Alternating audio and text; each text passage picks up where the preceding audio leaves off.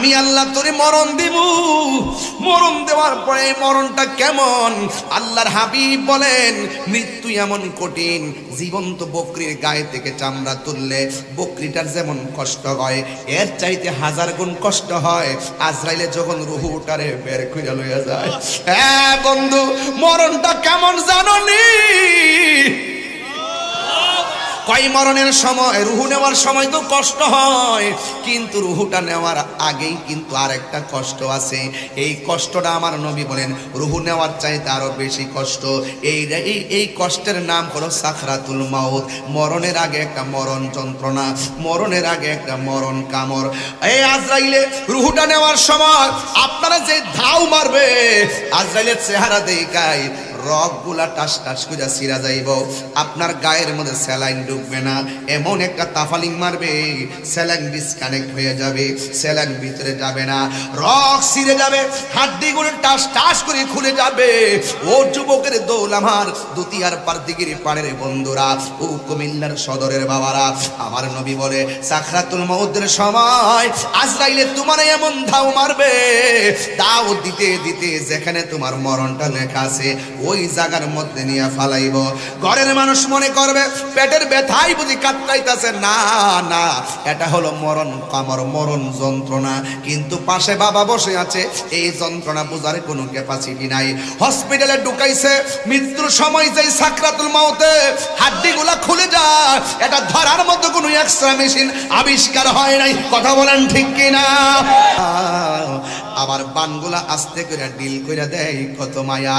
কবরে মাটি দেওয়ার সময় আস্তে করে ডিল দিয়া মাটি দেয়, কত মায়া। এইভাবে কবর দেওয়ার পরে আল্লাহ ডাক দিয়া বললে, ও ফেরেশতারা, আমার ইমানদারটা কবরের মধ্যে ঢুকে গেছে, ইল্লিন থেকে রুহুটা নিয়ে আমার প্রেমিকের মুখের বডির ভিতরে ঢুকাইয়া দেয়। কিছুক্ষণ পরে আমার প্রেমিকের ইন্টারভিউ হবে। যখন কবরের ভিতরে রুহুটা ঢুকাইয়া দিবে, সবাই বলে কবরে দুইজন ফেরেশতা আসবে। আমি আজকে দুতিয়ার দিগির পার বইলা দিয়া যায়, কবরের ভিতরে 3 জন ফেরেশতা আসবে। একটা ফেরেশতা আইসা আপনার ভিতরে রুহুটা দিয়া যাবে। তখন আপনি সজাগ হয়ে যাবেন। ডানে তাকায়া দেখবেন মাটি, বামে তাকায়া দেখবেন মাটি, উপরে তাকায়া দেখবেন মাটি। ইমানদাররা বলবে কি ব্যাপার? এবার হঠাৎ করে দেখবে 2 জন কবরে নাইমা গেছে। ইমানদারের ঘরের মধ্যে আজরাইল সালাম দিছে, ইমানদারের কবরের মধ্যে মুনকার নাকিরও সালাম দিবে। সুবহানাল্লাহ কয় না কেন রে? মুনকার নাকির সালাম দিবে। সালাম দেওয়ার পরে বলবে, এইভাবে বডিটা তুইল্লা বসাইবো, বসাইয়া বলবে আপনারা কিছু প্রশ্ন করব। কয় ঠিক আছে, প্রশ্ন করুন। 1 নম্বর প্রশ্ন করা হবে, মার রব্বুকা, তোমার রব কেডা? সে বলবে রব্বি আল্লাহ, আমার রব হলো আল্লাহ। ওয়া মা দীনুকা, তোমার দিন কি? কয় দিনিয়াল ইসলাম, আমার দিন হলো ইসলাম। আর একটা প্রশ্ন করবে, ওয়া মা কুনতা তাকুলু ফি হাক্কি হাযার রাজুল, এই যে কবরের মধ্যে লোকটা বসে আছে, এই লোকটা সম্পর্কে তুমি কি ধারণা করতা? ইমানদার বলো, আরে এইলা তো সেই নবী যেই নবী বলছে আল্লাহ এক, যার কথায় আমরা আল্লাহরে এক মানছি, তিনি হলেন আল্লাহর হাবিব। তখন ইমানদার রে ফেরেশতারা ডাক দিয়ে বলবে, সামনে তাকাও। ইমানদার সামনে তাকাইব, তাকায় দেখবে জাহান্নামের আগুন দাউ দাউ করে আল্লাহু আকবার বলেন কেন? জাহান্নামের আগুন দাউ দাউ করে জ্বলতেছে। ইমানদাররা তখন ফেরেশতারা ডাক দিয়ে বলবে, আপনি যদি উত্তর দিতে না পারতেন, আপনার জন্য জাহান্নামের আগুন প্রস্তুত ছিল, আপনি উত্তর দিয়েছেন। এবার সামনে তাকায় দেখেন, তাকায় দেখবে জান্নাতের হাওয়া আসতেছে। আল্লাহ ডাক দিয়া বলবে, ফেরেশতারা রে, ফেরেশতারা, আমার প্রেমিকটা কবরে কেমনে এমন ভাবে মাটির বিছানায় থাকবে? তাড়াতাড়ি জান্নাতের ভিতরে যা। জান্নাত থেকে যাইয়া জান্নাতের একটা গালিচা লইয়া কবরে নিতে বিছাইয়া দে। ইমানদারের তল বিছনা বানাইয়া জান্নাতের গালিচাটা যখন বিছাইয়া দিব, ইমানদার তখন বিছানার মধ্যে শুইয়া যাইব।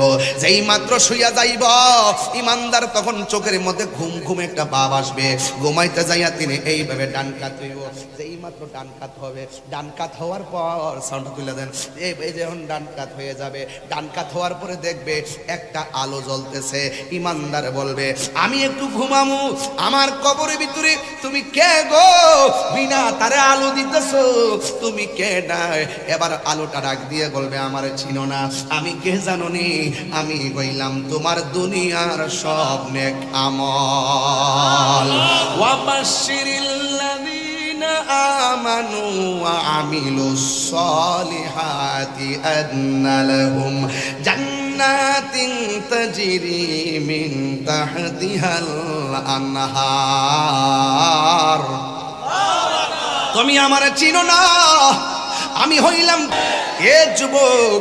আপনাকে আমাকে যখন সাকরাতুল মাউতের ঘাটে যাওয়া লাগবে, ওই মুহূর্তে আমার নবী আপনার নবী বলে ওই আজরাইলের ধাও খাইতে খাইতে সবগুলা মানুষ গলাটা একদম শুকায়া যাবে। এটার নাম হলো সাকরাতুল মাউত। রক্তগুলা পানি হয়ে যাবে, এটার নাম হলো সাকরাতুল মাউত। শরীর থেকে রগগুলা ছিঁড়ে যাবে, এটার নাম সাকরাতুল মাউত। হাড্ডিগুলো টাস টাস করে খুলে যাবে, এটার নাম সাকরাতুল মাউত। আমার নবী বলে ওই মুহূর্তে মানুষ এমন গলাটা শুকায়া যাবে, ওই গলাটা শুকায়া যাওয়ার পর তার এমন একটা তৃষ্ণা লাগবে, দুনিয়ার পানি কেন 7 সমুদ্র 13 নদীর পানি যদি মুখের মধ্যে ঢালিয়া দেয়, এরপরও তার পানি তৃষ্ণা মিটবে না। এমন একটা মরণ যন্ত্রণা, এটার নাম হলো সাকরাতুল মাউত। আল্লাহ বলে সুম্মা ইউমিতুকুম, অতঃপর আমি আল্লাহ তোরে মরণ দিমু। ও যুবক, আমার আব্বাকে যখন হসপিটালে নিয়ে যাই, ওই মুহূর্তে হসপিটালে নেওয়ার পথে আমার অ্যাম্বুলেন্সটার ভিতরে গ্লাস লাগানো, নিচে দিয়া বাতাস ঢোকে না, ডাইনে বাতাস ঢোকে না, ভিতরে অক্সিজেন লাগায় রাখছে। এ যুবক, আইসিইউর ভিতরে ঢুকিয়া দেখেন ঘন্টায় ঘন্টায় কত হাজার টাকা দেওয়া লাগে। একদিন চলে গেলে 50,000 টাকা দেওয়া লাগে, একদিন চলে গেলে আইসিইউতে 25,000 টাকা দেওয়া লাগে।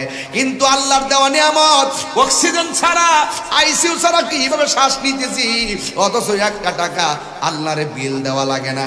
আল্লাহ বলে বান্দারে, আমি আল্লাহ তোরে অনেক নিয়ামত দিয়েছি, কাইফা তাকফুরুনা বিল্লাহ, তুই কেমন করে অস্বীকার করছস? ফাবি আই আলাই রাব্বিকুমা তুকাযিবান।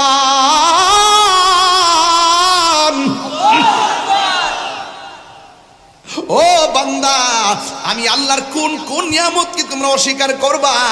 ওই নদীর পাড়ের মধ্যে যায় বাতাস খাইতেছেন, 1 টাকা বিল দেওয়া লাগে না, অথচ বিদ্যুতের বিল, ফ্যান বাতাস খাইতেছেন, বিল গোনা লাগতেছে, অক্সিজেন মুখে লাগাইতেছেন, বিল গোনা লাগতেছে, আইসিইউ ঢুকাইছেন, বিল গোনা লাগতেছে।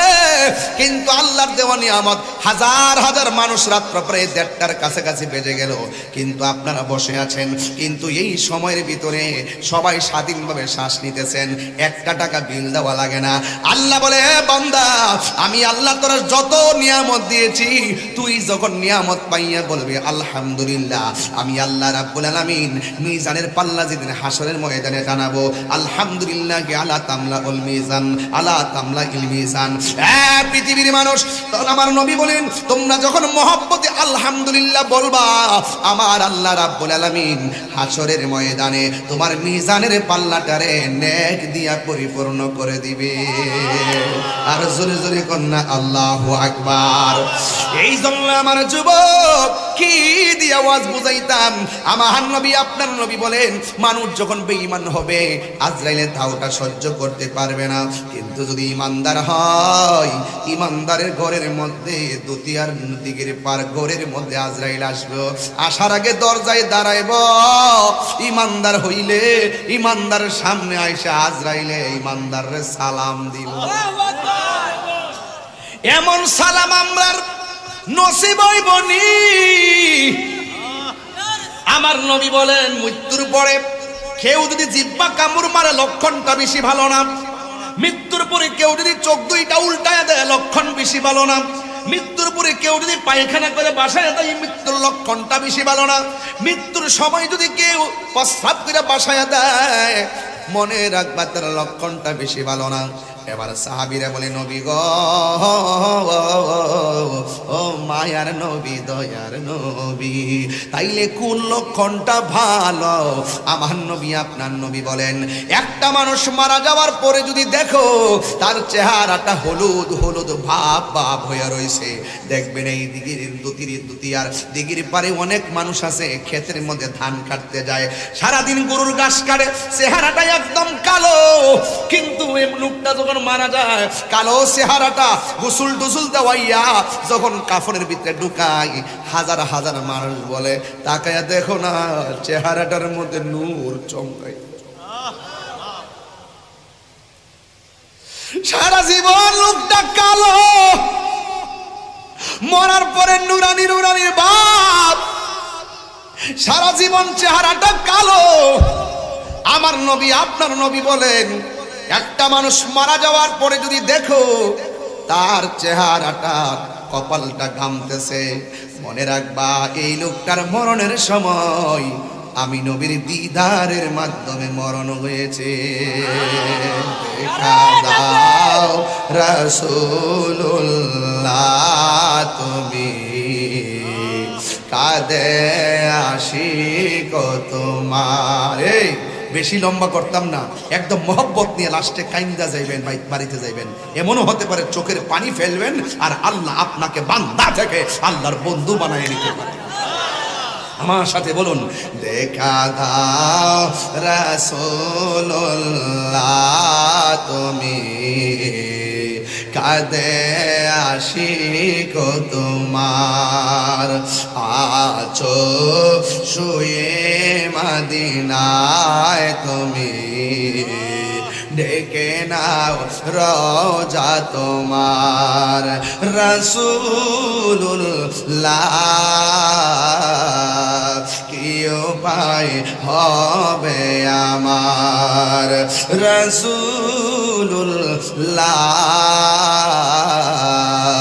কি উপায় হবে আমার। ওই মদিনার পথের ধুলি, মদিনা যাইতে চাননি আপনারা? এই মদিনা যাইতে চাননি আপনারা? ওই মদিনার পথের ধুলি, মাখতাম আমি পেলে সুরমা বলি। ওই মদিনার পথের ধুলি, মাখতাম আমি পেলে সুরমা বলি। ফিরে পেত এ নয়ন নূরেরি আধার, ফিরে পেত এ নয়ন দার।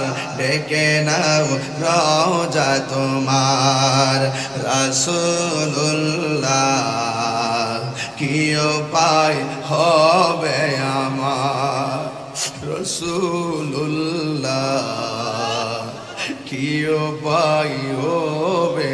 মরণের চিঠি যখন আসবে আমার, কালিমার তালকিন দিও বারে বার।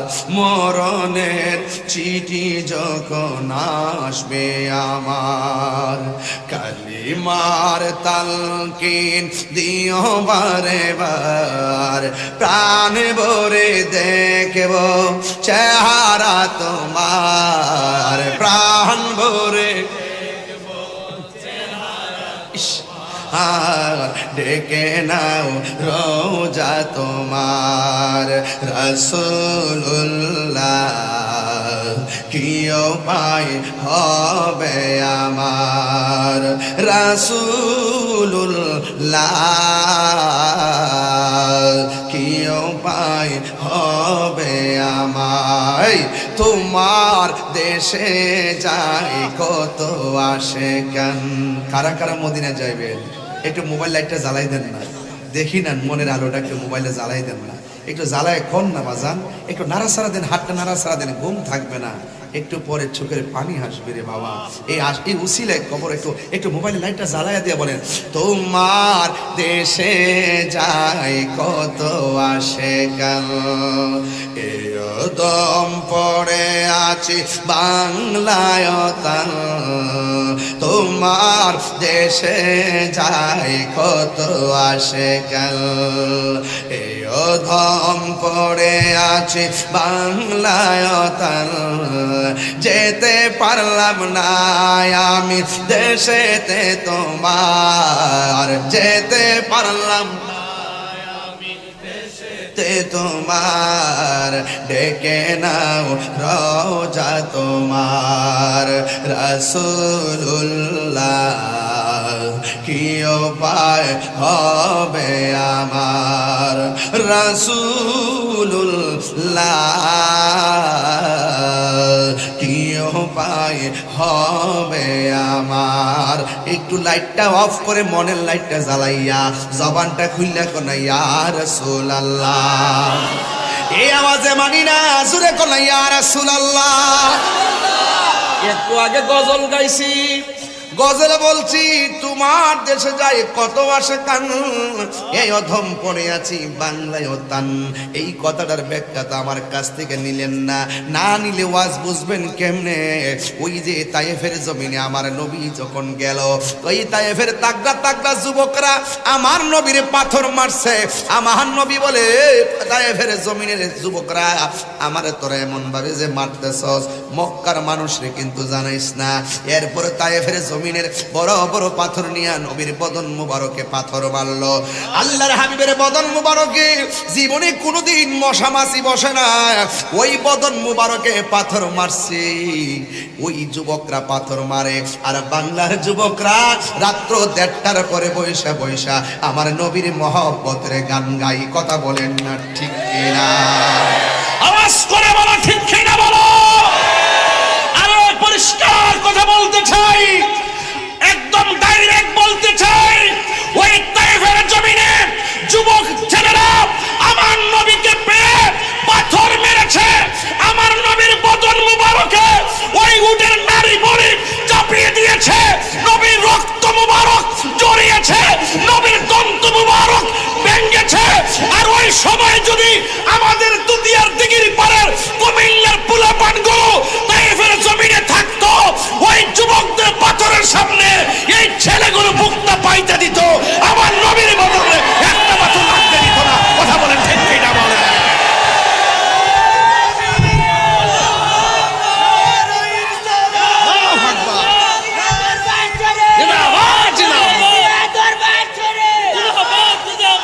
একটা পাথর লাগতে দিতাম না। যে ছেলেগুলো রাত্র 2:30টার সময় কাঁধে কাঁধ মিলিয়ে নবীর শান শুনে ওই নবীর বরাবর যদি তীর আসতো, ওই তীরটাই এই পোলাপানদের বুকে পাইতা দিত, জীবন দিত, নবীর জন্য রক্ত দিত। এরপর আমার নবীর সামনে দাঁড়িয়ে সমস্ত জীবন বিলাইয়া দিত। কথা বলেন ঠিক কিনা বলেন?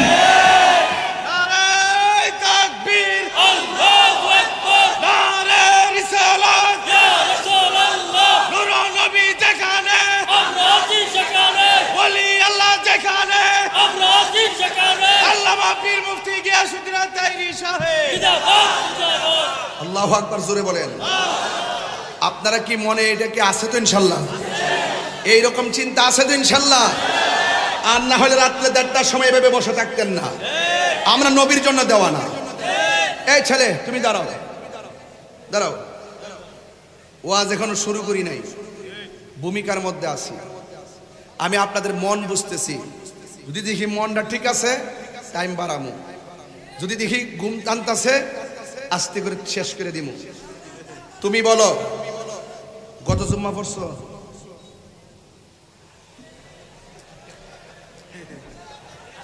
গত জুম্মা পড়ছো?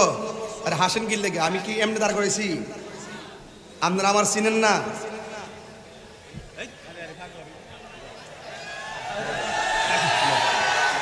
আস্তে, হাজার হাজার দেশ বিদেশের মানুষ বসে বসে ওয়াজ শুনতেছে।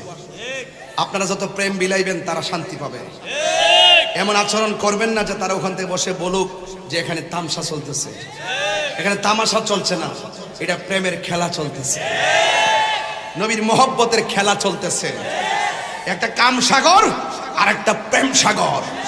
সুন্নিরা প্রেম সাগরে কথা বলে, সুন্নিরা প্রেম সাগরে সাঁতার কাটে। গত জুম্মা পড়ছো?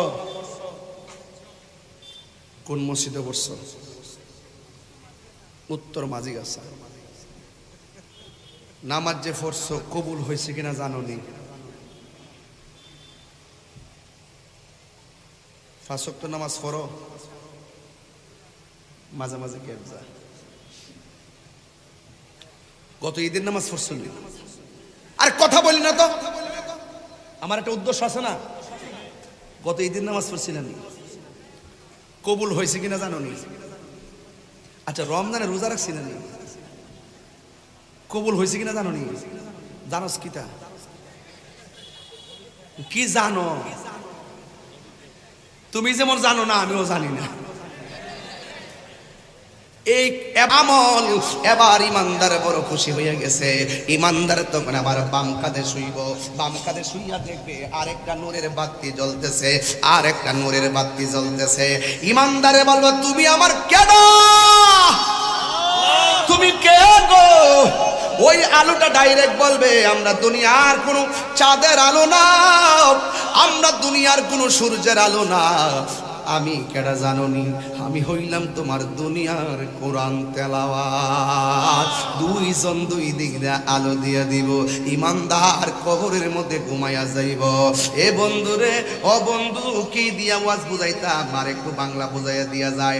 আমার নবী একদিন গুরুস্থানের মধ্যে গেছে, আমি যে একটু আগে ওয়াজ করছিলাম ওমাই আস্তাবিল আহিয়া ওয়ালাল আমওয়াত, যারা জিন্দা যারা মুর্দা তারা এক না।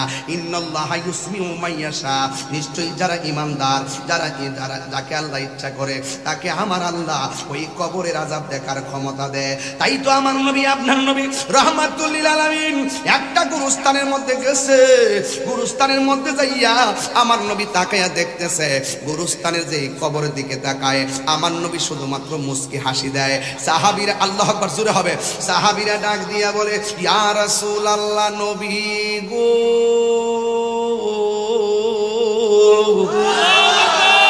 মায়ার নবীজি, আপনি গুরুস্থানের মধ্যে এসেছেন, আপনি কেন মুস্কি মুস্কি হাসতেছেন? আপনারা জবান খুলে কোন আমার নবী কবরের আযাব দেখার ক্ষমতা আছে না নাই? আল্লাহ বলছে ইন্নাল্লাহা ইউসমিউ মাইয়াশা, আল্লাহ যার ইচ্ছা করে কবর আযাব দেখার সুযোগ দেয়, শোনার সুযোগ দেয়। আমার নবী, আপনার নবী সাহাবায়ে কেরামকে ডাক দিয়া বলে ও সাহাবায়ে কেরাম, আমি যেই গুরুস্থানের মধ্যে এসেছি আমি তাকায়া দেখতেছি ওই গুরুস্থানের প্রত্যেকটা মানুষ জান্নাতের গালিচার মধ্যে ঘুমাইতেছে। হ্যাঁ বন্ধু, ও আল্লাহ, ও আল্লাহ গো, এই দুনিয়ার দিগির পারে গুরুস্থানটা বুকে লইয়া তোমার দরবারে ফরিয়াদ করি। এই গুরুস্থানে অনেকের দাদা শুয়া রইছে, এই গুরুস্থানে অনেকের দাদি শুয়া রইছে, এই গুরুস্থানে অনেকের নানা শুয়া রইছে, এই গুরুস্থানে অনেকের মা বাপ শুয়া রইছে। এই মাহফিলটার উসিলাই তাদের পিঠের নিচে, তাদের পিঠের নিচে, তাদের পিঠের নিচে জান্নাতের গালিচা বিছায়া দাও। চিৎকার মাইরা কি আল্লাহু আকবার বলা যাবে না? কিন্তু আমার নবী আরেকটা কবরের সামনে গেছে, যাইয়া চোখের পানি ফালাইয়া ফালাইয়া নবী কাঁদতেছে। সাহাবীরা ডাক দিয়া বলে ইয়া রাসূলুল্লাহ, সব কবর দেইখা দেইখা মুস্কি হাসি দিছেন, ইয়া রাসূলুল্লাহ এখন কেন কবরটা দেইখা কেন চোখের পানি ফালাইয়া কান্দেন? আপনারা জবানটা খুললে কোন আমার নবী দেখার ক্ষমতা আছে না নাই? আমার নবী বলে ফেরেশতারা রে, তাড়াতাড়ি বাজারে যা, বাজারে যাই একটা এলান করে দে, ওই বাজারের ভিতরে মানুষদেরকে যায় বলবা এই গুরুস্থানের ভিতরে কে কে লাশ দাফন করেছে, আপন জনরা যেন তাদের কবরের বরাবর দাঁড়ায়া যায়।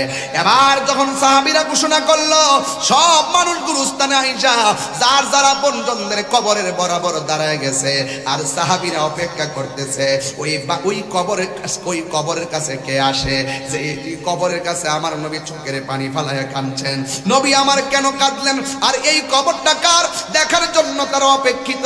হঠাৎ করে তাকায়া দেখতেছে লাঠি ভর কইরা কইরা একটা বুড়া মহিলা ওই কবরের পাশে দাঁড়ায় গেছে। জোরে জোরে কি আল্লাহু আকবার বলা যাবে না? নবী আমার ডাক দিয়া বলে মা গো,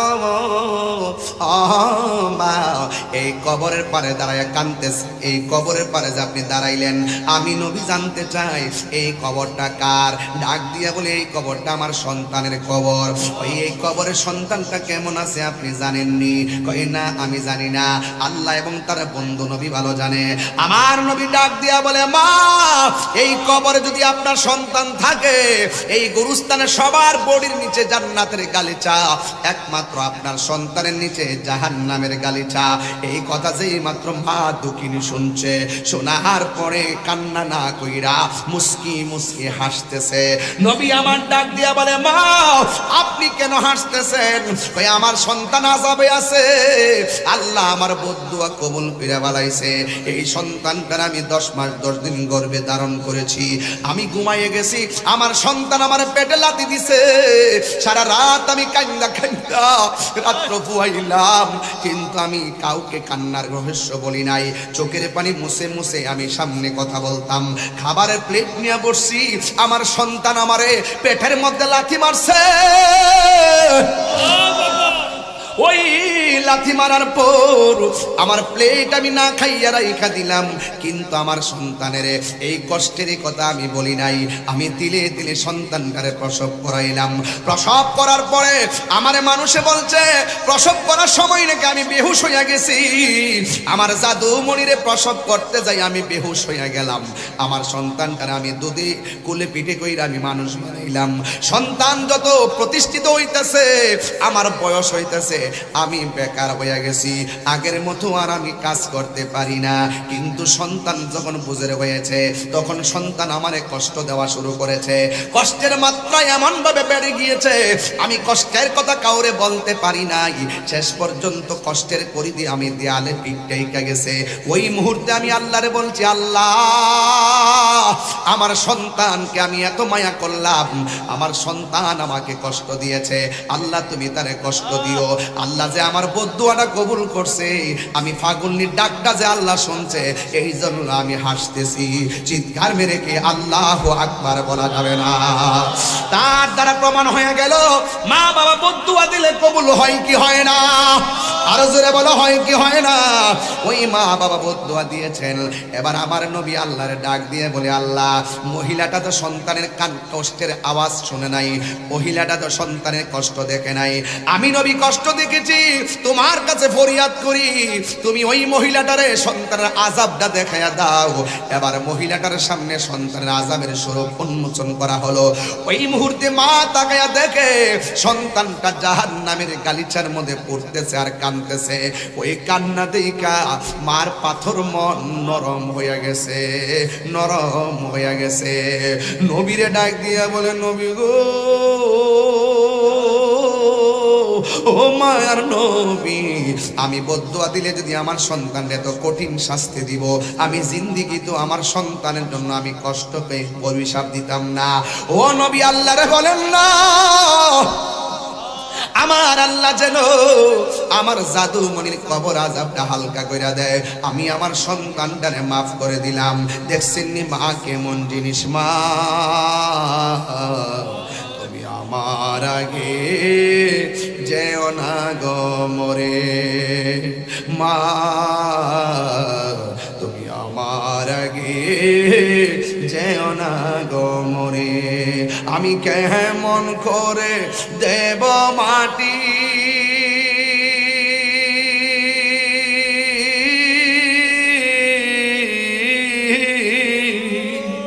আমি কেমন করে দেব মাটি তোমারি কবরে, মা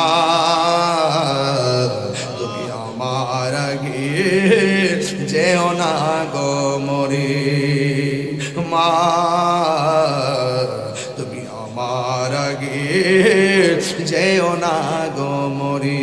যখন রাত্রি নিঝুম, নেই চোখে ঘুম, একলা শূন্য ঘরে, তোমায় মনে পড়ে মাগো, তোমায় মনে পড়ে মাগো।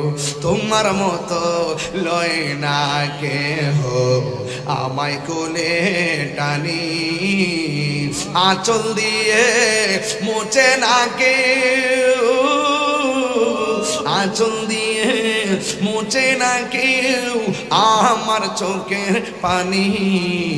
হায়রে মা জননী আমার, হায়রে মা জননী। মার দোয়া কাজে লাগেনি? আপনি যদি গুনাহ কইরালেন, আচ্ছা আপনি যদি কোনো পেরেশানিতে থাকেন, যদি মনে ধরুন আপনার জ্বর উঠছে, ওষুধ যাই খান, মা যখন মাথায় হাত বোলায় দেয় শান্তি লাগেনি? আপনি বিপদে পড়ছেন, কারোর সঙ্গে বিপদটা শেয়ার করতে পারেন না, মার কাছে কইলে মনটা হালকা হয়নি। এই যে দেখেন তো মা, আপনি যদি পাপ কাজও করেন, এমন কিছু গুনাহ করছেন, আল্লাহর কাছে গোপনে গোপনে প্রার্থনা করতেছেন, কিন্তু মনের অশান্তি দূর হয় না, আপনি আপনার মারা যায় বলবেন আম্মা আমি এটা গুনাহ করে ফেলাইছি, আপনিও আল্লাহর কাছে একটু করেন না, আল্লাহ যেন আমার মাফ করে। আমিন পেতেন না?